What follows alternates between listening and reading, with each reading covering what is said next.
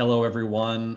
Very welcome to the third episode of our Road to the Metaverse Executive Series, starring Ryan Peterson, our Vice President of Unity's Accelerate Solutions organization. My name is Jeff Hanks. I'm the head of marketing here at Unity for our digital twin and Accelerate Solutions business.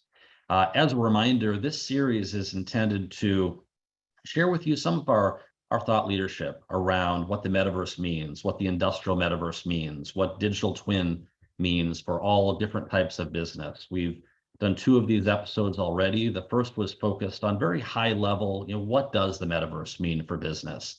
Our second episode interviewed and spoke with Lynette, the CIO of the Vancouver Airport Authority, and talked about what the metaverse and digital twins mean for large facilities. Today, we'll be looking at the other end of the metaverse, specifically e-commerce, brands, and Ryan has a very special guest that he's going to be introducing to talk about that. Before we get started, let me go over some of the housekeeping for the talk. We will be spending about 40 to 45 minutes presenting to you. The last 15 minutes will be Q&A. Please use the Q&A button at the bottom. Type in your questions. We will cover those in the last 15 minutes of the talk. We will be providing a recording of this on demand within the next few days after this session is finished. So please look to your email for that. It will be shareable so you can share with other folks. With that, let me introduce Ryan Peterson, the head of Unity's Accelerate Solutions team, Unity Vice President, and one of our thought leaders on all things Metaverse. Ryan, thank you. Awesome. Thank you very much, Jeff. Let's get this right. Yeah, looking forward to having great guests today, but talking about brands in the Metaverse, B2C, and as I talked about in our last episode, really it's going to affect all industries. And we talked about, it was really great to have Lynette on, talking about the industrial use cases, how can we use it in an airport or manufacturing, how to leverage AI and simulation. But what's really interesting is definitely how we're reimagining consumer interactions, whether it's a live entertainment, or I'm going to a retail, or just interacting with brands. We think there's just like a whole new field of opportunities. And what's really exciting is, well, I think the next couple of years, there's going to be a whole new range of devices and technology that have been quietly probably invested in over the number of years. I think you're going to really reimagine and reinvigorate consumers' demands, and where ideas that we had, and I just did a presentation with a client, is that, ideas that we maybe had, say, look back in 2016 and 14 and 15, when the first Oculus came out, we had these massive machines of $5,000 supercomputer and these kind of devices. Well, now we're going to be more, consumer minded, cheaper devices, but some of those ideas probably just didn't have the audience, but now the audience is going to start to materialize. And I think it's just really interesting to see that the maturity of technology is that we've had the mindset, but now we're going to have access to this whole new range of consumers. And frankly, this whole new body of work. I think the really exciting piece that I like when I talk to my team, and right now I'm actually sitting in our Copenhagen office, and Copenhagen is very special to Unity. This is where we were originally, the startup was founded with our founders. And you can just talking to our engineers, you can see the excitement as they see that hundreds of millions of people are going to be joining this whole new field and working from this 2D kind of non-interactive, these dynamic environments. And really, I say it's a new palette of work, whether you're a interaction designer, a 3D artist, or just an engineer, be able to express yourself with this technology. And we have this, I look at my kids these days, as they're 8-year-olds building massive Minecraft worlds, and you're going to see them going through things like Roblox and other types of platforms. And I just can't imagine what they're going to be doing when they're in their 20s and on. And we have this whole generation. I think the metaverse set minds and their expectations of how they interact with brands is going to fundamentally change. And especially around the world, hundreds of millions of people are kind of interacting with these magical places that are being created. And brands are going to have to reimagine what is their relationship with them in this new metaverse and digital environment. that's why I'm really excited today to have Tim Dillon, who's a Senior Vice President, Real-Time and Virtual Worlds at Media.Monks, spending 2.5 years within his current job, but really spent the last 2 decades exploring the areas of interactivity, immersive content, emerging tech, and with consumer brands across the whole spectrum of different clients, working with the likes of Coca-Cola, Vice, Google, all around. And so I have to say, we did a little planning show, and I think we could have talked for hours. So we only have 45 minutes. So without further ado, I'm going to hand it off to Tim here and let him take it away.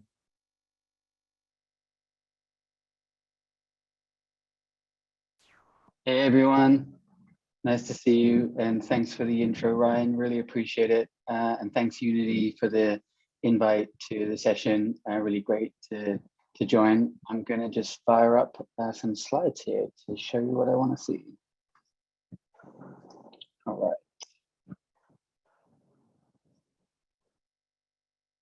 Let me just full screen this so it's at its prettiest. All right, hope everyone can see this okay. I wanted to jump in just at the start, thank Unity, as I already said, and just do a little overview of Media.Monks. For anyone who doesn't know us, let me back a little bit here and see a wider view. So Media.Monks is currently a couple of decades old. As Ryan said, I've been in the company working in the virtual world and metaverse and innovation space for a few years now. We're a global agency and production partner for a long list of clients and brands around the world, around 9,000 people in 30 countries. So, point being, we have a wide view. And what does that really mean? That means, it means a little humble brag in this case of, yes, we're the #1 in digital in many different ways. In web, we're working in innovation, and I won't spend too long on this bragging, but yeah, we're #1 in things like social and how to extend digital experiences. And what does that really mean? It means future-proofing digital experiences. Everything you're seeing here is a taste of the type of work that we're doing across these different areas. Really exciting to working at the forefront of where brands and gaming and as we are talking about for this session, what we call the metaverse and where we're going with that come together. And so today I wanted to talk through a few examples of that, but just to set the table here, these are the ways we like to look at the world through new tools and technologies, real-time engines like Unity and Unreal and many others are a big part of our tool set. Working on avatars and some of the projects here, I'm gonna show you different examples of through the next 10-15 minutes. I'll race through here so we can get through a whole bunch of stuff. And really that sets a new mindset, or it has an effect on what the expectations are for audiences, for brands. And so that's something we're really focused on at Media.Monks is, what does this mean to year to year, how this is shifting, what we're calling the metaverse, how is that appearing? That's really a collection of different technologies and different content bubbling up in different ways and actually shifting people's behaviors is what we're seeing. And so we're in real time following those trends and bringing them through. And actually, I wanted to talk a little bit about Metaverse and Web3 and what we're all seeing emerging. And there's a few things here that we're talking to brands about often. This is one of them, wanting digital to be ownable. That's a big topic, as I'm sure everyone on this call is hearing about. And not just NFTs, not just sneaker drop culture, which is what this reference is, but also what does that mean to be ownable? Are we redefining what ownable means in terms of who has the source files for things, the assets? Is a brand giving away something that they wouldn't have done before? And actually, can you participate in something in a way that you can? We find that really interesting. Wanting digital to be experiential. This is a big theme this last 2, 3, maybe even 4 or 5 years, but it evolves all the time. And I think this means, what does it mean to be experiential in this content as it evolves? Does that mean experience economy? People want to have more experiences in various hybrid forms, whether that's virtual concerts or AR out there in the real world.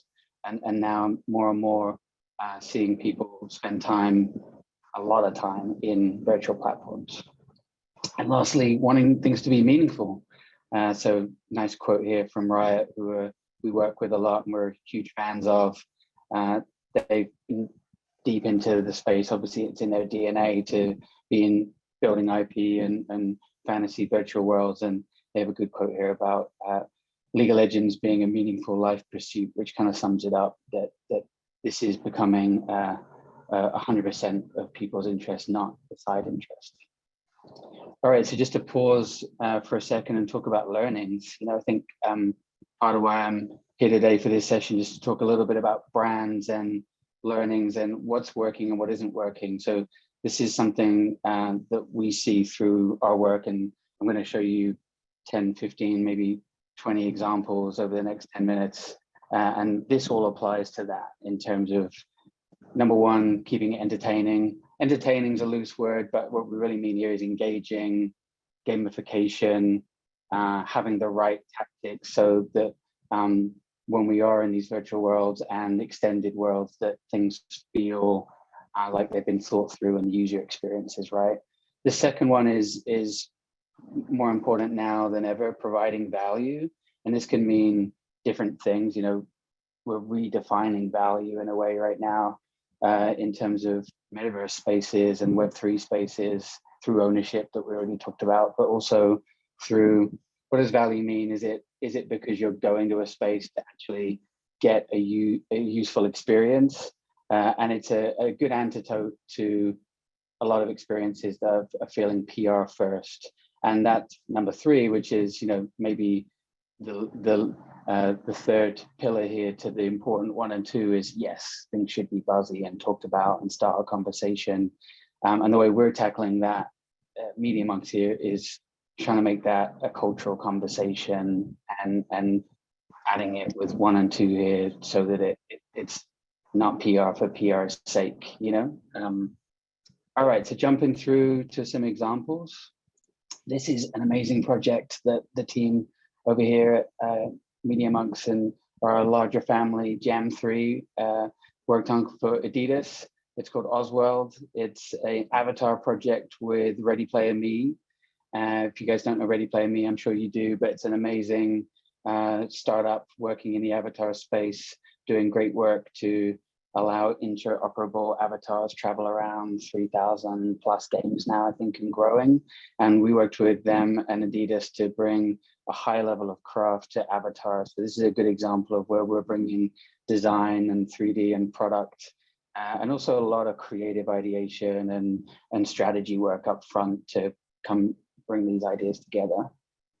And actually, this is sort of an extension of a whole bunch of work we're doing around fabrics and 3D avatars and how to bring the fidelity of real-time design and rendered, but real-time being a really important part of that, through to a whole bunch of different spaces. And you can see a few examples of that here.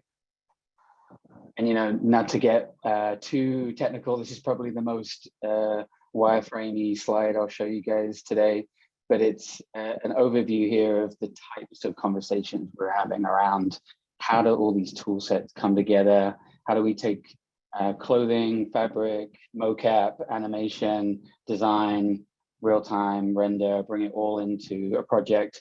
And this might be a good example. We worked on a great project last year where we built out, where we built out a project with Post Malone and built everything out in real time. But the aim being to get to a really great high quality render for a virtual concert, but using real-time tools and design tools to build out the likeness, work through all the animation and get to probably what would be a longer show than we could have done otherwise. So innovating in terms of efficiencies, I guess, in that creative mix. All right, changing tactic. I'm racing through here a bit because I want to get through a whole bunch of different stuff to show you guys. This is a different project we worked on a couple of months back. Really proud of this one. Our team brought to life a invasion of the metaverse for Duolingo. Duolingo is a great brand to work with. They have a really great sense of humor and they embrace all their memes. And so that's the type of brand that is adventurous and said to us, you know what, if we wanted to invade the metaverse, how would we do it? So our response to this was to create a game jam, give assets to Roblox users, build a whole bunch of games, 20 plus games, bring that together in a game hub, and then also extend out to a virtual world such as Decentraland and go guerrilla in that space. And as you see in the middle here, pop up billboards and go to users where they are. This was really successful.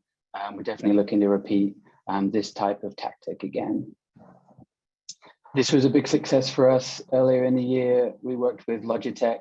They already have an award show they sponsor called Songbreaker Awards, as you can see. And during the pandemic, thought, you know what, let's extend what we're doing with virtual concerts. And so we took on that challenge, worked with Gail and Lizzo and the whole team and put together what was one of the first award shows formats that was programmed as a space, a city space that you could hang out in, which was fully gamified, and also a programmable show that was happening over a week, multiple times. So this broke records and was great fun to work on. I'm going to race through a whole bunch of these now so you can see a little bit more of an overview of the work we're doing. We work closely with Meta and the NBA for a few years now, and we're always elevating what we can do in these spaces. And this is a good example where we both had a Women's History Month interview moment during the NBA run, where we brought together an interview live in halftime. And then separately, we also created an area called the NBA Lane, which is a gamified space for celebrating the finals and a hangout space. And so this is just the start, actually, of a whole range of work we're doing in these areas with Horizon and NBA. This is a totally different type of project. We want to talk a little bit here about experiential. So those previous platform projects were more virtual worlds. Next couple are more experiential. We worked with Crypto.com, creating a kinetic installation in Miami with Formula One. So this is data visualization in real time. There's NFT enablement here. And then in a physical space, our experiential team builds out the physical side of this and deals with all of the UX and design needs. And in a similar way to this work we did for NYC NFT, the big conference that happened earlier in the year in New York. Obviously, we worked with Cooltopia, with Cool Cats rather, for Cooltopia. And this was a big experiential build out. What was great about this project from a metaverse point of view is it was gamified and there were different ways to visit the space, to play through the space and play to earn and unlock NFTs, as well as having a ton of brand and design elements. So there were a number of projects we did at NFT New York, and this was one of the big ones that got a lot of attention. All right, different again. So I wanted to show a range of different projects today. This is a AR storytelling project we did for Anne Frank and Anne Frank House. So the museum based, more about learning, more about exploring. Challenges here, obviously with AR, are how do you bring all of that content and design and user experience together in the right way. We're really proud of this one, and it's picking up a lot of interest out there. And this is a different style of AR project where we worked with Samsung and their Dream Ground around the SoFi Stadium here in Los Angeles, where I'm sitting, and took on the challenge here of bringing together different aesthetics. This has, as you can see, a little bit more of a 2D feel, illustration feel, which can sometimes be overlooked in AR when we just go straight for a 3D look. And so bringing together different AR looks in a physical space was really great.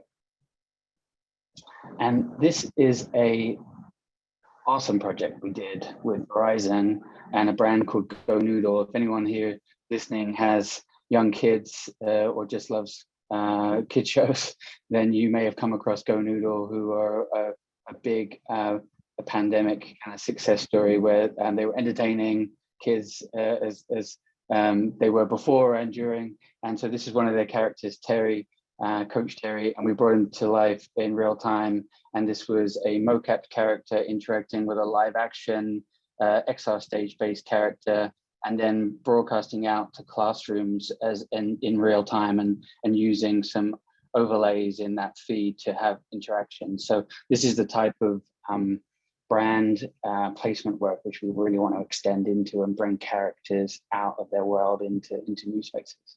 All right, last one, and then I think I'll stop there because I'm probably running out of time. But this is a great project work with Jack Daniels and the shoe surgeon. So this is the shoe surgeon space all mapped out as it would be pretty much in real life, and then adding fantasy elements. And this was browser based. It also had different fantasy elements dropped in and AR elements.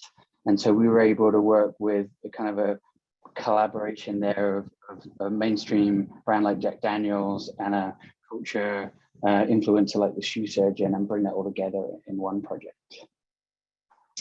All right, so I'm going to stop there. So we've got some time to talk with Ryan, but hopefully these examples were a good level set for some of the things we're doing at Media.Monks. Appreciate it, everyone.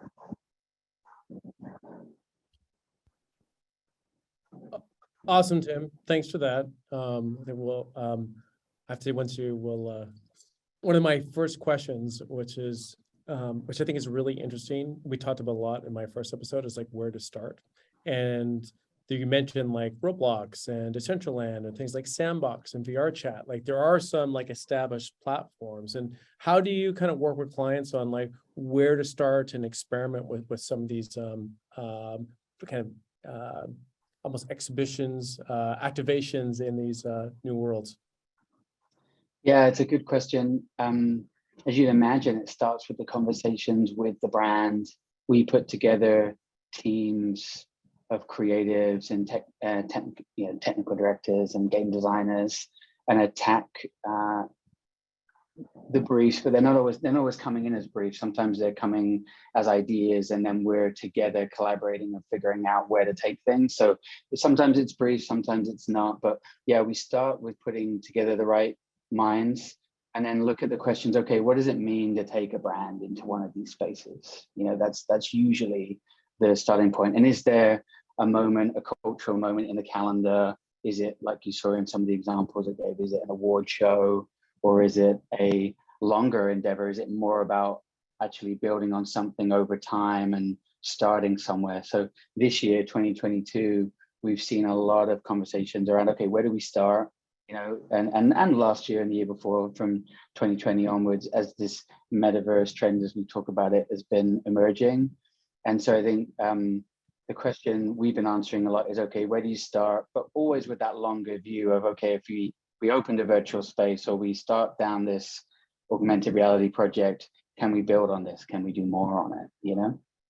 Yeah, I think it's interesting. It's like, where do I start? And but even the different industries that are coming to you, like there's like multiple banks that I've lined up with meetings coming in the future, and banks and metaverse, but they're experimenting on new ways to engage with their customers. And I guess it'd be interesting, where do you see, like, what type of industries are kind of coming to your door with a purpose in the space? Like, oh, we have a vision, or is it still very experimental? It's like, we need to know that we need to be in this space. Tell us how. Like, what's the difference between those maybe two aspects? Yeah, that's right. It's very much our job, or I see it as my job, is to meet people where they are on this road, no pun intended, road to the metaverse.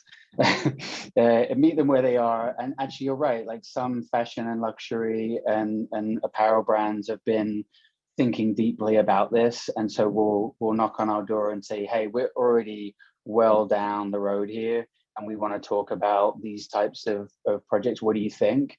And then there'll be lots and lots of product brands, you know, whether that's CPG or automotive or even a TV, film, marketing, you know, kind of more of a live show. Music is another big one. These brands and entities will come to us and say, where do we start? So that's that. And so we have, I think, an important step to manage there in terms of education, whatever that is. It's not always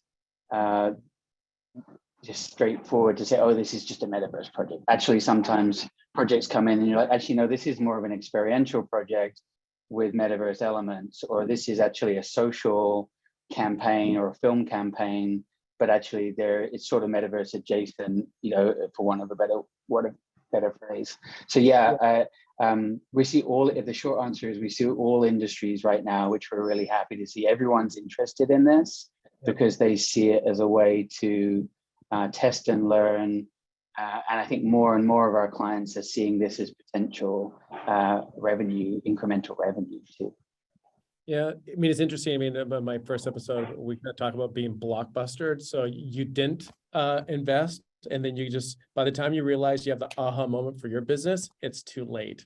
And is that a mindset that a lot of companies are coming in with in terms of, you talk about incremental revenue, but it's more than just brand awareness, it's a whole new economic opportunity. It is, it absolutely is. And I think there's a few questions there right out of the gate, which are often, are we, if we put ourselves in the brand seat, are we as a brand ready to move into these new spaces legally, creatively, or is there more conversation that needs to happen internally? And then it depends, it depends who the brand is.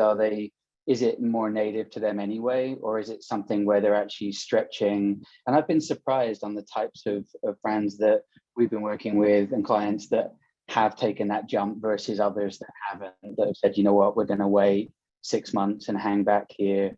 And then actually in some cases, we're working with brands that have already done 6, 7, 8 projects of these types and are now starting to move past that curve and say, well, hang on, we've done some of this already.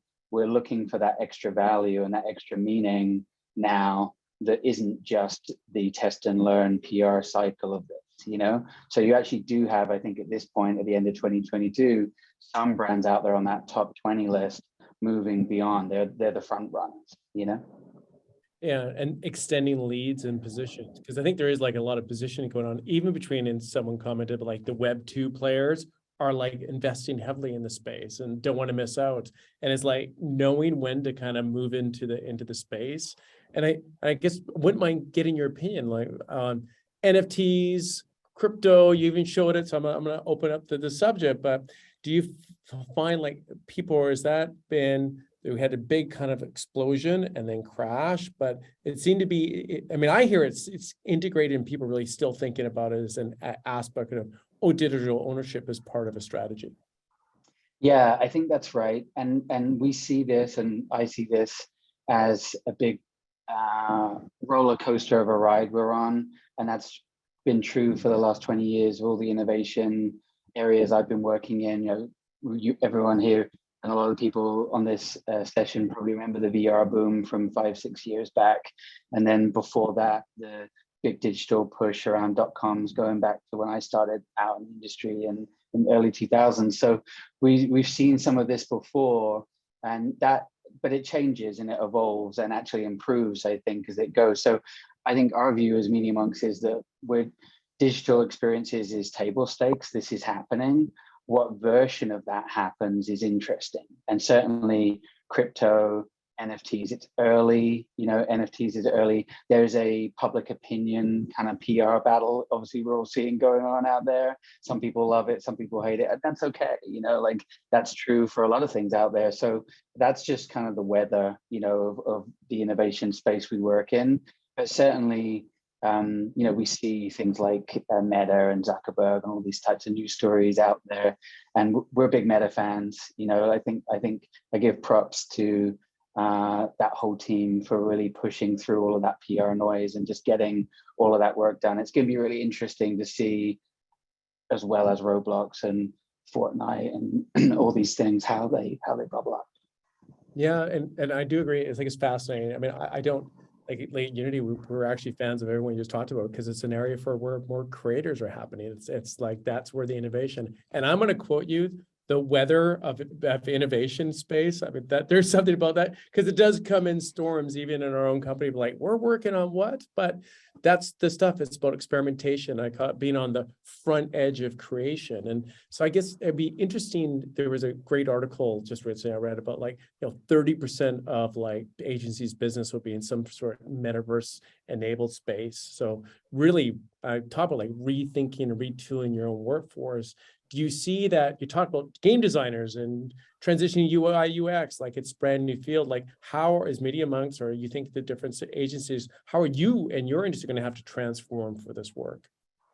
Yeah, that's been an ongoing evolution for a while, and Media.Monks has been in a good position in that regard, because I mentioned the VR boom from 5 years ago. Moments like that and incremental moments have helped get companies like us at Media.Monks ready for real time. So hiring more 3D artists who are real time and traditionally 3D savvy and VFX and 3D craft generally. But as you said, game designers and UX and user experience are really important to specifically this virtual world building, right? Like they're such a pivotal part, and having the right mindset. But it doesn't just stop at game designers, it's everyone in the process, the producers, the project managers, the whole team needs to be working iteratively. And that's with brand projects where the budgets aren't AAA game budgets. They sometimes can be huge, but they're often testing and learn budgets of, okay, let's do this for this 1 week, 2 weeks, 1 month. It's we're seeing more and more projects run into the many months and larger phases. Typically, brand projects are smaller launches. So it's our team's job to figure out how to make the most of those budgets and those schedules.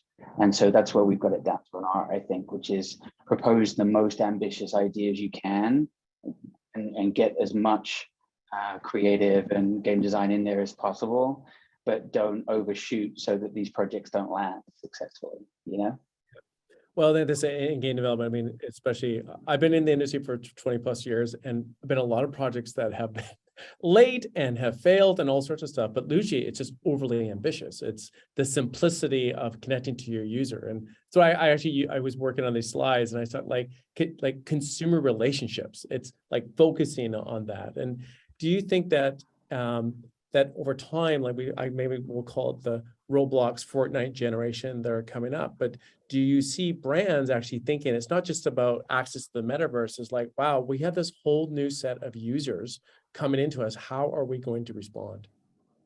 Yeah, absolutely. And the metaverse is not really one place yet, as a lot of people here listening know, and that's why I think you've called this podcast session Road to the Metaverse, right? Because, spoiler, we're not there yet. We're on the road there. So, and I think the important thing about that is Roblox is Roblox.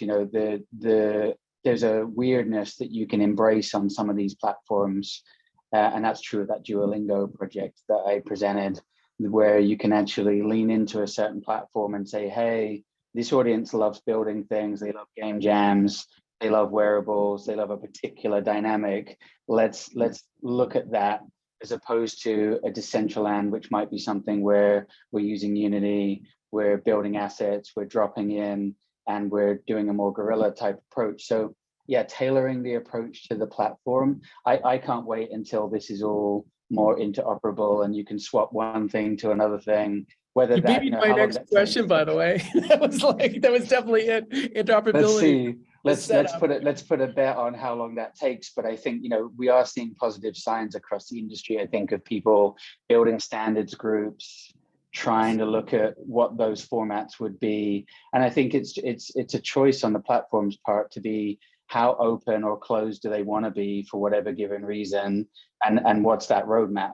There may be a platform that wants to be open, but it's going to take them 12 months, 24 months on that roadmap to get there. And actually I think it would be interesting to see, what are we on today, August 2022.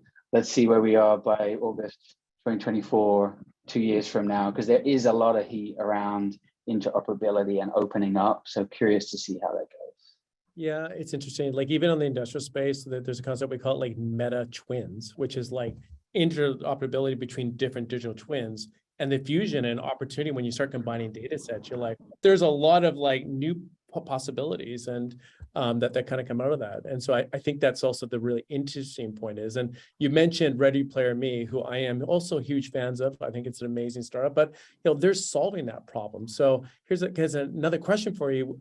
It's not just the work you're doing, but there's a partner ecosystem that brands are going to have to adapt to that you're going to be introducing because you can't do everything. Guess what? Uni can't do everything. So how do you think about your partners that you pick and as you go into on this road? We're lucky if we get to work with all the amazing partners out there. That's not just a stock answer. It's true. And I think we're working feverishly to work with all the partners that are jumping into that new Web3 space. There's a whole bunch of new logos and new names cropping up in these spaces. So sometimes you have to kind of work through the minefield a bit of like who's who. But once you figure it out, obviously people of different size and different interests bubble up. But yeah, all the major brands we're talking to are interested in that of course. But what I will say about partnerships is this space is really, really great for partnerships in terms of it's partnership friendly. We're seeing what would have taken 6 months to a year to come together, taking weeks or months just to click because people are so excited about it. So getting someone to come together, bring their different brands together and then jump into a space, that's an advantage here. Yeah, absolutely agree. Jeff, welcome. Well, thank you. Fantastic discussion so far. I had to jump in a little early because we're getting a lot of questions. So I wanted to make sure that we tried to address as many of those as possible. General themes of the questions have been around the measurement of success, applicability across different industries, the role of ads and advertising with the metaverse, where to get started. So I'm just going to dive in. And Tim, I'm going to start with this one for you. How are traditional consumer goods companies evaluating the success of their projects? Are they looking to solely generate revenue on the digital products, or are they aiming to have it translate to real world purchases and brand building? I would say it's both, absolutely. And it depends on who in any given client group you're talking to. Of course, if you're talking to the CFO, they're going to be more revenue focused, right? On how to, and rightly so, because they want to be able to use these new formats to generate revenue and bring more budget back to these exercises. But of course, we are shifting here from a marketing budget and a marketing mindset through to these new revenue streams. So I think what we're seeing is it's starting with a marketing POV, meaning how do we get to our audience? So therefore the KPI would be how many people are showing up in any given channel, and Metaverse being a new channel in a way, alongside social or film or live stream or web or mobile, these other more known channels. So that's usually our approach is, yes, there are certain virtual worlds, metaverses that have audiences, but it's not necessarily a slam dunk, right? You got to work hard to get to the audience in the right way. So augmenting that with social and film. So I'd say the CPG clients and product clients are interested in all that traditional stuff and all this new side by side. Great. A lot of the discussion so far has been around B2C. I know that there's a lot of work in the B2B space as well in the metaverse. Could you speak to a little bit what your company has done in that space and what you're seeing? I mean, a lot of these projects are B2C, just by default. It's interesting. Yes, we do talk to clients about enterprise and R&D and sales tools and sales dynamics, which is all more B2B. But a lot of the work I'm talking about today is straight B2C, because it's about getting to new audiences. It's about getting to these younger audiences. Truthfully, that's 50% of the briefs or conversations we're having are, okay, a lot of people 25, 30 and under are more likely to spend time in these spaces than be watching the ads we're throwing out on TV. So let's take what we're doing to these spaces. And you can't just show up with a traditional ad in these spaces, it has to be tooled in the right way, in a genuine, authentic way, you know. So yeah, did that answer the question, Jeff? It kind of did. I'd like to throw this to Ryan as well, just because I know that your team has done a lot of B2B work. Where do you see Metaverse fitting in there? Well, it's interesting because I just spoke about it the other day, actually. Right now, I think there is, for every job opening there's, this is labor statistics, there's 0.5 of a person looking for that one job. So there's just a huge skills shortage globally. And you think B2B, what's their biggest problem right now? They don't have enough people. So Salesforce, they don't have enough salespeople. They don't have enough marketing people to actually get the work done. And so these companies are coming in and looking like, look at the metaverse. Well, it's actually a big problem solver. It's like, how do we use these technologies from real time, product configuration tools, digital twins of operations, like all the industrial stuff to figure out how do I actually remain relevant as an organization and keep up and actually figure out how to actually control inflation and respond to my customers in a meaningful way. So the biggest problem that I think people run into is like, holy cow, I can't meet the demand I need. I need to rethink my technology and how do I drive more productivity? Where I think, listening to Tim is like brands are thinking, well, how do I connect to this brand new ecosystem of users in a new meaningful way? So I think it's like the more pressing problem that these businesses have. Fantastic. Let's stay with you, Ryan, for a second. Another theme of the questions that have been coming in is applicability across industries. Specifically, and I know this is a space that you've focused on a lot recently, and you touched on this earlier, is financial, specifically banks and insurance. But also people have asked about the hospitality industry, hotels. Can you give kind of a broad answer to how you see Metaverse applying in financial services and hospitality, et cetera?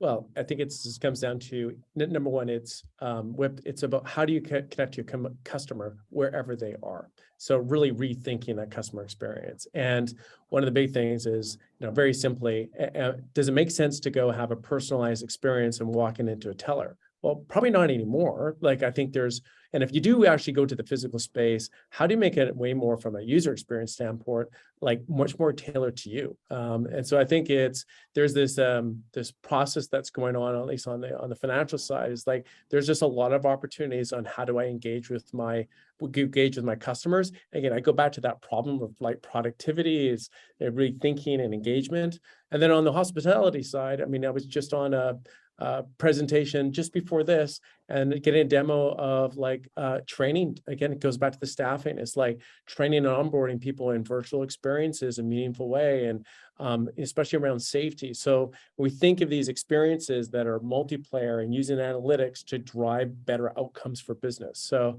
I think it really is applicable across industries.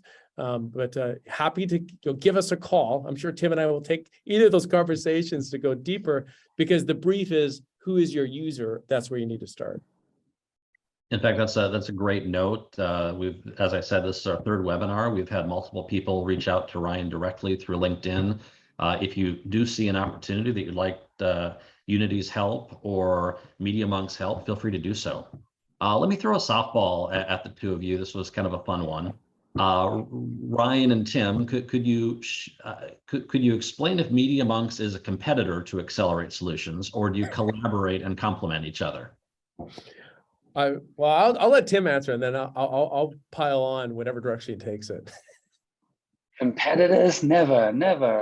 No, we're open and agnostic and a collaborator. Actually, Wesley, who's the founder of Media.Monks, has this term that I like over here, which is low to no ego, which sounds a bit weird, but actually what it really means is, leave your ego at the door when you're collaborating on projects. And that's been a really good ethos over here that I've seen work really well, because actually sometimes the race to try and own these spaces and own these innovation projects gets in the way of actually doing the best work. So I would say collaborative mindset, partnerships. Yeah, and building on it, it's so critical. Is at Accelerate, I said, I was actually just presenting internally. It says our job is like, I want people to copy us. We're trying to showcase like initial, like I call it like the templates or your fingerprint of architecture and ideas that whole industries can follow behind. There's more work. There's going to be hundreds of millions of people in this new creator economy. We're just at the very beginning. And so I see a lot of our work is about collaborating. It's about teaching. It's about sharing lessons. And so, I mean, we talked about Roblox and Fortnite, they are not competition. They are places of innovation and creation. And those users are going to be coming to our platform and other platforms. And so, Unity is just in a really interesting part where we're just part of this massive collaborative ecosystem that is forming Web3. Fantastic. So I gave you the softball because now I got a meaty one for you, Tim. Okay. So I'm ready. can you kindly share your point of view on the future of performance-based advertising in the metaverse? Do you think there will be any programmatic ad for metaverse?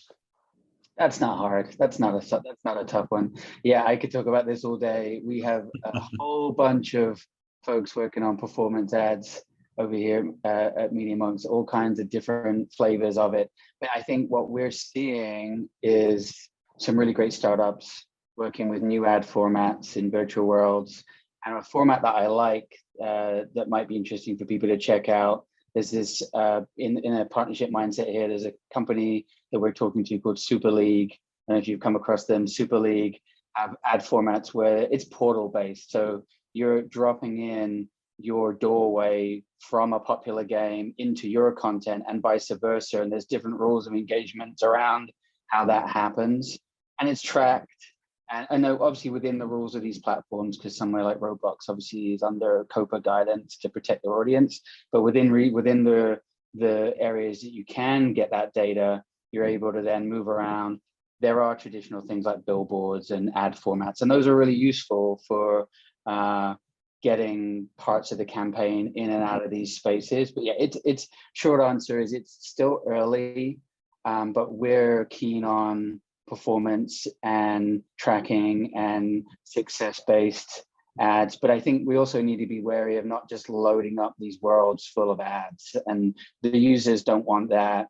No one wants to replicate the banner chaos that happens around a mainstream site in the metaverse. So these portal formats are interesting because they're actually helping you move around the space, and also they drive revenue. Great. I'm going to give both of you a break because there's a question that I can actually answer. Awesome. A lot of folks have been asking where they get started, how they can learn to code with Unity in the metaverse.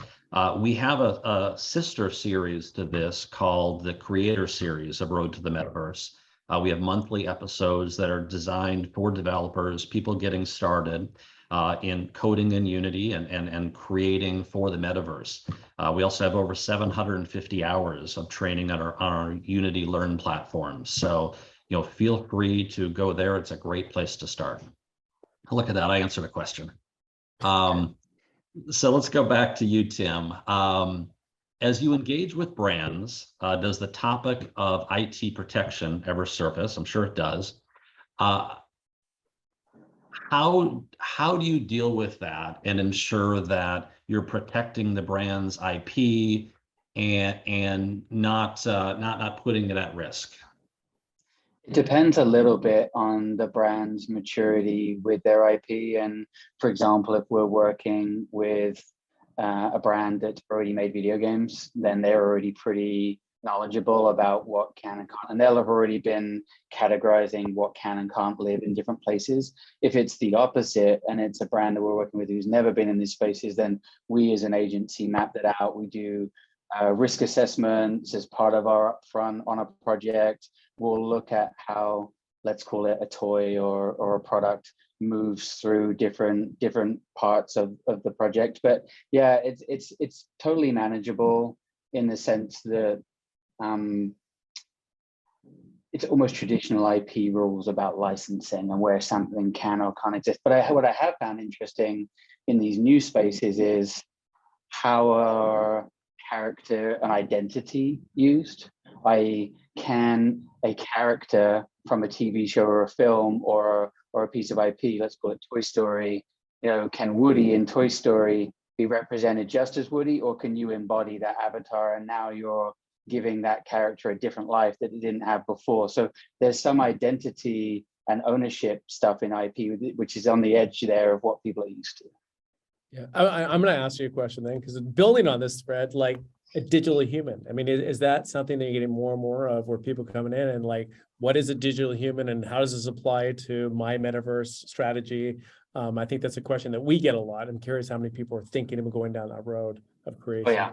Every year, the digital human, virtual human performance around that topic grows. And it used to be very hologram focused around like, hey, we need to get a hologram on a stage at a gig because people had seen that. But it's good to see now that it's matured beyond that. And now it's about likeness and presence. And of course, you know, in the video game industry, likeness and whether that's, you know, celebrity or talent likeness or an IP or a character, a fictional character, that's been there for a long time. But the entertainment industry, the talent agencies here in Los Angeles and around the world have grabbed this because they've needed to from a contractual point of view and said, hey, how are we managing this likeness? So it's got a little easier. And I've seen it now. It's easier to scan people. It's easier to get those types of high quality fidelity assets. It's easier to get the rigging done. It's easier to have conversations around performance and even things like body doubles and like the use of performance. So it hasn't got necessarily easier budget-wise per se. It's still an ambitious thing to do. Yes. Yeah, it's still an ambitious thing to do because the quality and the expectation is high as it should be. But now an artist might consider their metaverse character different than their virtual concept character, you know? Yep. I love that. I mean, that's the way I kind of talked about that, like meta personas. You can have multiple different personas. And there's this concept you can be in two places at the same time and at once. And just interesting thought. Okay, Jeff, I'm hogging the. No, you're doing great. You're taking over my job. I love it. So there's a couple questions in here that deal with the age of typical consumers that would be the target audience for the metaverse. And the concern that is raised in this question is that brands may feel that the ages are too young, that they don't have buying power. How do you balance the fact that the reality is today, most of the consumers that are more likely to get involved are younger? When talking to brands and convince them to invest in this space where they may not see that target audience as having the power of the wallet to benefit them. Yeah, this is another one I could talk about all day. You can imagine as an agency, we've needed to be really careful and really educate ourselves about this particularly so that, you know, for me as a senior, as an SVP, I've got to reassure a client, this is the safe path. These are where the guardrails are. And actually, it hasn't been as tricky as I thought it would be because the platforms do a great job around this too, and Roblox does a great job around this. And so there are very clear rules around what privacy information you should or shouldn't be taking from any given user. Parental controls are well figured out. So I think parents of kids will have seen this specifically with Roblox because you're given prompts of, okay, maybe you should tie these things down. Not dissimilar from any other app. You know, there's a lot of parental controls these days, rightly. And actually, the real conversation is around sets of ages. 12 and under is one thing. 12 to 16 is another thing. 16 to 18. And so a subset of this that we deal with is also what content is appropriate. You know, should you be asking a certain age group, a younger age group, to engage in a certain way? Should you be asking them to think about collectibles and wearables? Is that encouraging the right behavior, or should it be more about fun and play? And, you know, so we have right now in production a whole list of projects. Some of them are focused more on younger age groups, which are more around play. And then as you get 16, 18 and up, you can be more NFT focused. You can be more crypto focused in that Web3 line. So I think it's a case by case, you know? Great. Probably have time for a couple more questions. Just real quick though, I wanted to point everyone to the chat. If you're not following it, there's been a couple links posted there relative to what we've been talking about. how you can get in touch with Ryan's organization, Accelerate Solutions, where you can find the Creator Series link, where you can find the on-demand training for Unity. So please check there if you haven't already. There's also a subtle tease in there about what our 4th episode is going to be. With that, let me take a look at the questions here. There's a lot of questions on how to get started.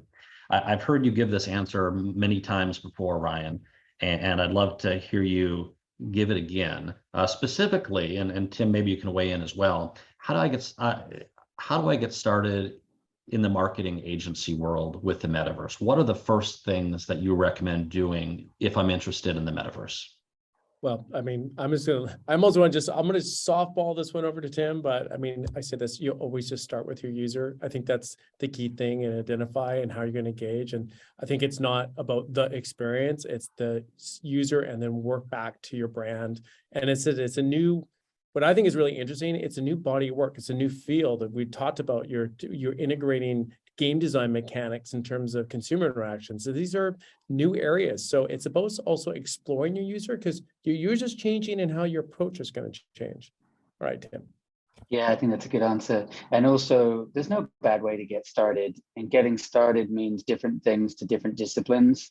If you're a producer or a project manager, you're going to be focused more around information and education and research. Whereas if you're a creative, you can dive into one of these tools, whether it's Unity or Roblox or something else, and just start making stuff and engage with people. And certainly in something like Horizon Worlds, what we're seeing is a whole community is driven by amateur creators who are just in there building a community and having fun and figuring stuff out, to the point where all the best builders of these spaces did come from that community. So I don't think you need to look at a large agency and say, hey, I've got to get a full-time staff gig and do a couple of years before I can get started here.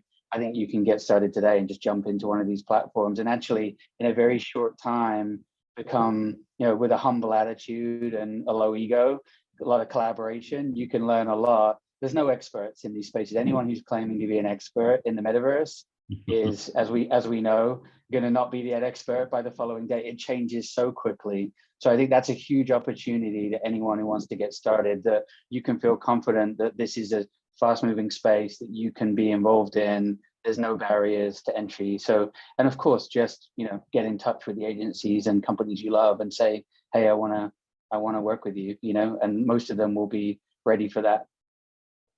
Right, just jump in. Lynette said something very similar in episode 2. Just get started. We're at time. I want to thank Ryan and our special guest Tim for joining us this month. Thank you so much. It was a wonderful discussion. Thank you all of you who attended today. As a reminder, we will be sending out the on-demand recording within the next couple days. Look for that. Apologies for the questions that we didn't get to. You do have our contact information. Feel free to reach out, and we'll follow up with answers to those questions. And obviously, would love to work with any of you if there's those opportunities. Stay tuned. We are very close to announcing our episode 4 date and guest. I think it's going to be very exciting for all of you. So thanks again. Until next time, have a great day. Thanks everyone.